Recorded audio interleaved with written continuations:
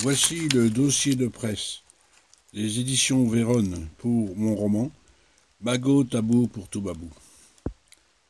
Partez pour la Côte d'Ivoire et vivez un dépaysement total à travers cet ouvrage tiré d'une histoire vraie. Des coopérants militaires vont faire de multiples rencontres, plus enrichissantes les unes que les autres.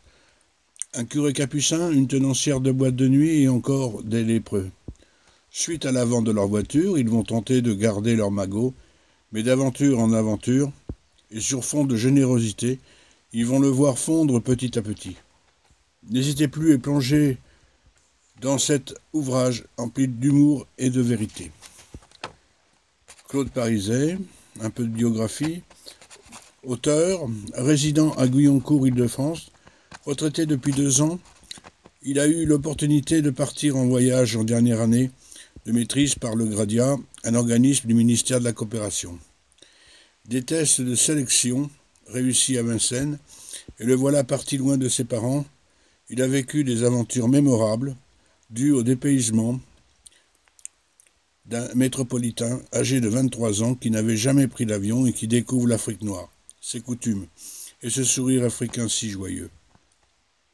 Après avoir longtemps travaillé pour le ministère de la Défense, il a encore cette marque nostalgique du temps passé que sa mémoire n'oublie pas.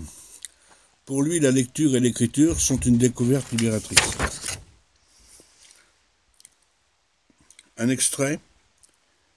Après cette remarque, toute empreinte de vérité, je ne me souvenais pas avoir avoué ceci. Tabou d'argent, paranoïa bien concevable d'un esprit intrusif. Peu s'en faut. La dame noire, bien compréhensive, face à l'absence de dégâts sur sa voiture, dit « Je suis entraîneuse dans la boîte Yannick Bar. Avec d'autres, je tâche de faire consommer mes clients pour qu'ils se sentent à l'aise. En fait, je suis la gérante. Je peux inviter qui je veux à boire un verre dans mon local musical. Ceci calmera les esprits et monsieur le conducteur de taxi pourra reprendre ses occupations et prendre d'autres clients. » L'incident est clos. Nous pensons vraiment que l'accueil africain proverbial était encore respecté. La providence et le hasard nous ont fait se rencontrer. Quoi de meilleure introduction à notre soirée?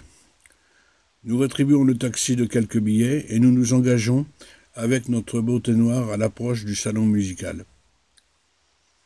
Beaucoup de musique allait enchanter nos cœurs et nos sens. Les derniers tubes du moment, sous la lumière tamisée des néons, des jeunes filles bottées en dégaines de cuir, des pieds jusqu'à la tête, telle était la chaude ambiance du saloon. Avec entrain et bonne humeur, elles servaient leurs clients. Assis autour de simples tables de métal façon jardin. Elles parlaient plutôt entre elles en quelques mots locaux de circonstance, du patois ethnique que nous ne comprenions pas. Quand il s'agissait d'un duo franco-ivoirien, là, leurs beaux yeux, leur langue devenait métropolitaine, l'environnement et l'empathie devenaient nôtres, surtout que nous étions les premiers clients de la soirée. Enfin, le résumé de ce roman. La trame du récit, en partie tirée d'une histoire vraie, la garantie d'un dépaysement africain absolu. Partez sur les traces de coopérants militaires, d'un curé capucin, du tenancière de boîte de nuit et de lépreux. La troupe devra trouver un moyen de sauvegarder son magot avant son retour en France. Des avis de lecteurs convaincus. Nous avons profité de notre déplacement pour un peu de lecture, dont Mago Tabou pour Toubabou. Nous avons bien reconnu l'ambiance abidjanaise de notre époque, décrite avec ton humour habituel, parfois un peu déjanté, comme le chapitre 3. J'ai fini ton livre, une écriture rythmée et amusante, à renouveler dans un autre continent. C'est un très beau cadeau que tu m'as fait avec ce livre. Une plume vraiment originale, imagée, presque poétique. Voilà, n'hésitez pas à commander sur Amazon si vous voulez lire et vous dépayser.